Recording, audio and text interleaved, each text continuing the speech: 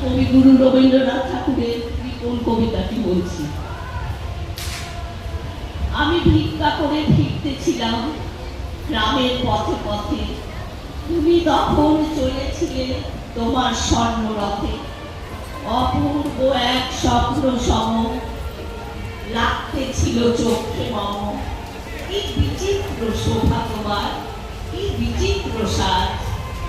আমি মনে ভাবতেছিলেন এ কোন মহারাজ। আজি শুভক্ষণে রাত পোহালো, ভেবেছিলেন তবে আজ আমারে দাঁড়ে দাঁড়ে ফিরতে নাহি হবে। বাহির হতে নাহি হতে কাহার দেখা পেলেন পথে। চলিতে রথ ধনধান্য ছড়াবে দুই ধারে। মুঠা মুঠা কুড়িয়ে নেব নেব ভারে ভারে। দেখি সহসা রথ থেমে গেল আমার কাছে এসে।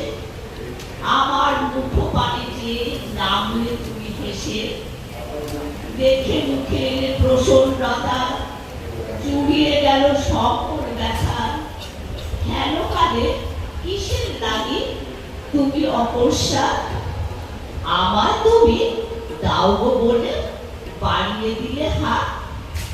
মরি একই কথা রাজাধিরাজ, আমার দাও গো কিছু। শুনে ক্ষণকালের তরে রইল মাথা কিছু। তোমার কি বা অভাব আছে ভিখারি ভিক্ষুকের কাছে। এ শুধু কৌতুকের বসে আমার প্রবঞ্চনা। ঝুলি হতে দিলে তুলে একটি ছোট কণা। যবে মাত্র খালি ঘরে উজাড় করি, একই ভিক্ষা মাঝে একটি ছোট সোনার কণা দেখি। দিলেন যারা ভিখারিদের স্বর্ণ হয়ে এলো ফিরে। তখন কাঁদি চোখের জলে দুটি নয়ন ভরে। তোমার কেন দিলি আমার স্বপ্ন শূন্য করে।